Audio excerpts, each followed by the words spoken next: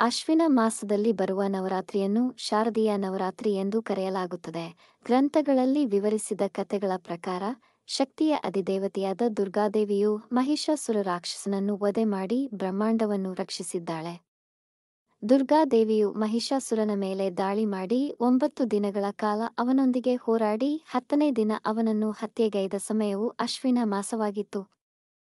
ಆದ್ದರಿಂದ ಅಶ್ವಿನ ಮಾಸದ ಈ 9 ದಿನಗಳು ಶಕ್ತಿಯ ಆರಾಧನೆಗೆ ಮೀಸಲಿಡಲಾಗಿದೆ. ಪಂಚಾಂಗದ ಪ್ರಕಾರ ಶರತ್ಕಾಲವು ಅಶ್ವಿನ ಮಾಸದಲ್ಲಿ ಪ್ರಾರಂಭವಾಗುತ್ತದೆ. ಶಾರದೀಯ ನವರಾತ್ರಿಯ 10ನೇ ದಿನವನ್ನು ವಿಜಯದಶಮಿ ಎಂದು ಆಚರಿಸಲಾಗುತ್ತದೆ. ನವರಾತ್ರಿಯ 3ನೇ ದಿನ ಚಂದ್ರಘಂಟ ದೇವಿಯನ್ನು ಪೂಜಿಸಲಾಗುತ್ತದೆ.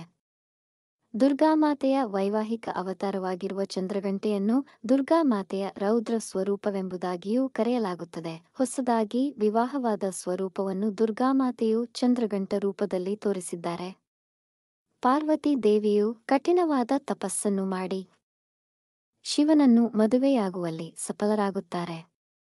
ವಿವಾಹ ಸಂದರ್ಭದಲ್ಲಿ ಕೈಲಾಸದ ಗಣಗಳೊಂದಿಗೆ ಶಿವನು ಪಾರ್ವತಿಯ ಅರಮನೆಯನ್ನು ಪ್ರವೇಶಿಸುತ್ತಾನೆ. ಅತಿ ಭಯಂಕರನಾಗಿ ಕಾಣುತ್ತಿದ್ದ ಶಿವನನ್ನು ನೋಡಿ ಪಾರ್ವತಿ ದೇವಿಯ ತಾಯಿ ಮೂರ್ಛೆ ಹೋಗುತ್ತಾಳೆ. ಆಗ ಪಾರ್ವತಿಯು ಚಂದ್ರಘಂಟ ರೂಪದಲ್ಲಿ ಶಿವನ ಮುಂದೆ ಪ್ರತ್ಯಕ್ಷಳಾಗಿ ಶಿವನು ರಾಜಕುಮಾರನ ರೂಪವನ್ನು ತಾಳಬೇಕಾಗಿ ವಿನಂತಿಸಿಕೊಳ್ಳುತ್ತಾಳೆ.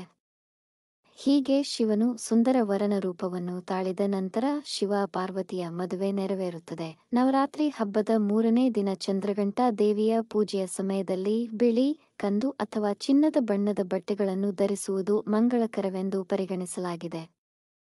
ನಂತರ ತಾಯಿ ಚಂದ್ರಘಂಟಾಳನ್ನು ಧ್ಯಾನಿಸಿ ಅವಳ ಮುಂದೆ ದೀಪ ಧೂಪ ಬೆಳಗಿಸಿ ಇದರ ಬಳಿಕ ಚಂದ್ರಘಂಟ ದೇವಿಗೆ ಅಕ್ಷತೆ, ಸಿಂಧೂರ, ಮಲ್ಲಿಗೆ, ತಾವರೆ ಹೂ ಅರ್ಪಿಸಿ ಭಕ್ತಿಯಿಂದ ಪ್ರಾರ್ಥಿಸಿ.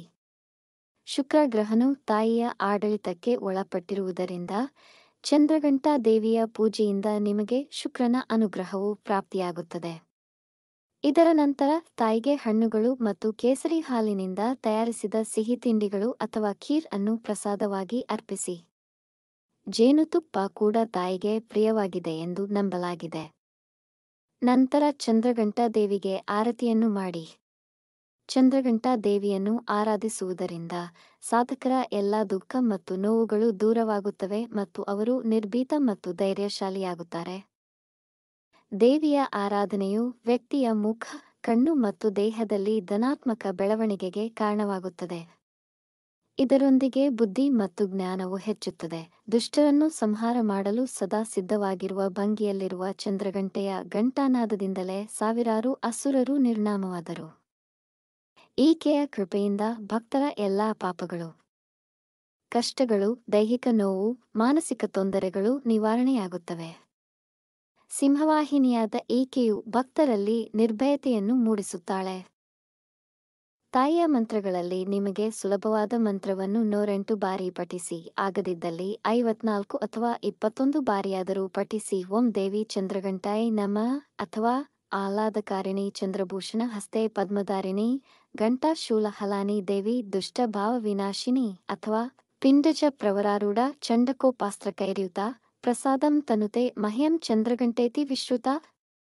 ವೀಕ್ಷಿಸಿದ ತಮಗೆ ಧನ್ಯವಾದಗಳು. ನಿಮ್ಮ ಅಭಿಪ್ರಾಯ ಮತ್ತು ಅನಿಸಿಕೆಗಳನ್ನು ಕಮೆಂಟ್ ಮೂಲಕ ತಿಳಿಸಿ. ಮಾಹಿತಿ ಇಷ್ಟವಾಗಿದ್ದಲ್ಲಿ ಚಾನಲ್ಗೆ ಸಬ್ಸ್ಕ್ರೈಬ್ ಮಾಡಿ, ಶೇರ್ ಮಾಡಿ.